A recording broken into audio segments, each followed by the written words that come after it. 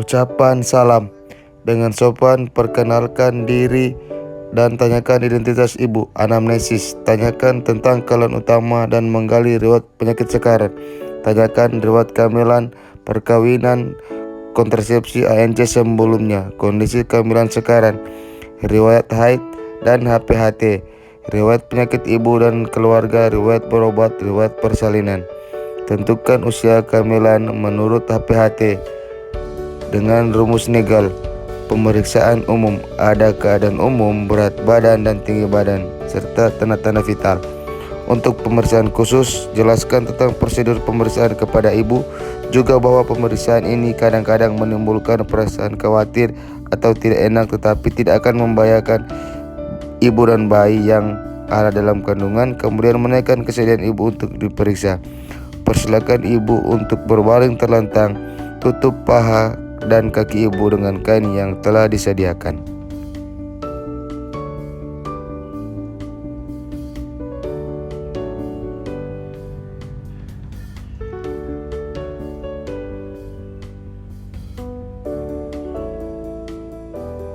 Cuci tangan pemeriksa dengan sabun dan bilas dengan air hangat, kemudian keringkan kedua tangan tersebut dengan handuk.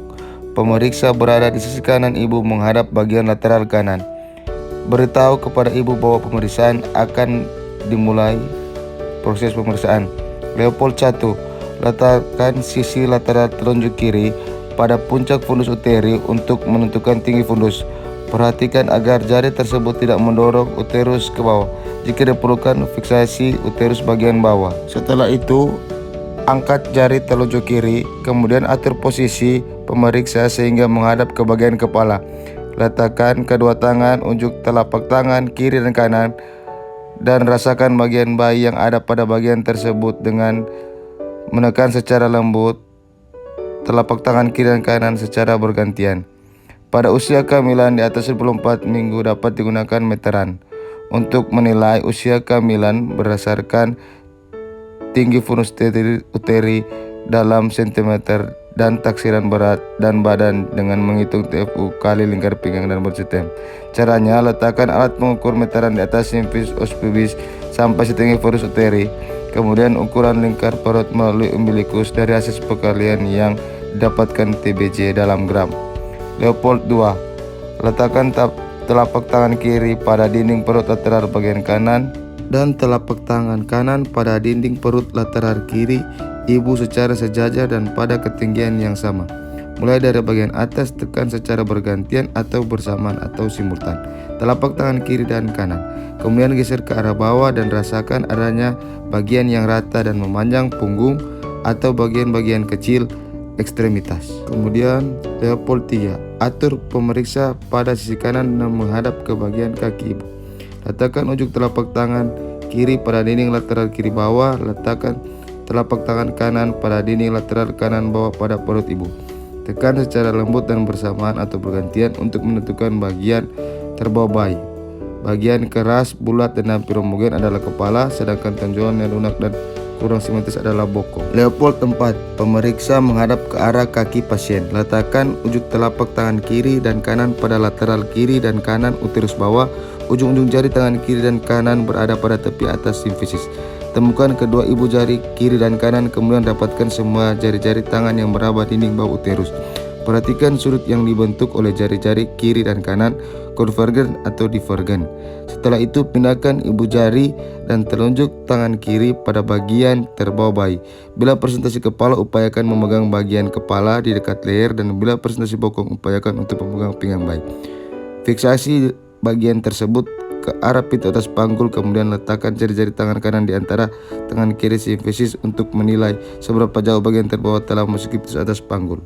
Mengambil stetoskop lanek dan letakkan pada dinding perut ibu sesuai dengan posisi punggung bayi. Tempelkan telinga kiri pemeriksa dan dengarkan bunyi jantung bayi. Pindahkan titik apabila tidak terdengar jelas. Dengarkan apabila dinding perut cukup tebal, pindahkan ke 3 cm di bawah umbilikus.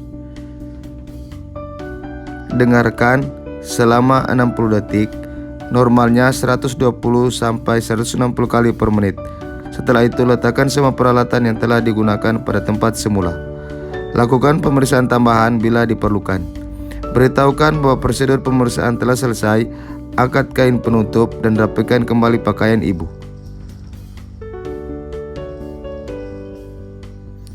Persilakan ibu untuk duduk kembali dan catat hasil pemeriksaan pada lembar yang telah tersedia dalam status pasien. Penjelasan hasil pemeriksaan. Jelaskan hasil pemeriksaan palpasi dan auskultasi yang meliputi usia kehamilan, letak janin, posisi janin, presentasi, kondisi janin. Jelaskan hasil temuan atau penilaian klinis ibu dan kondisi kehamilannya. Jelaskan tentang rencana asuhan antenatal berkaitan dengan hasil temuan tersebut. Catat pada buku kontrol ibu hamil dan jelaskan tentang langkah atau asuhan lanjutan serta jadwal pemeriksaan ulangan. Jelaskan untuk melakukan kunjungan ulang bila ada keluhan. Serahkan kembali buku kontrol ibu hamil dan ucapkan salam.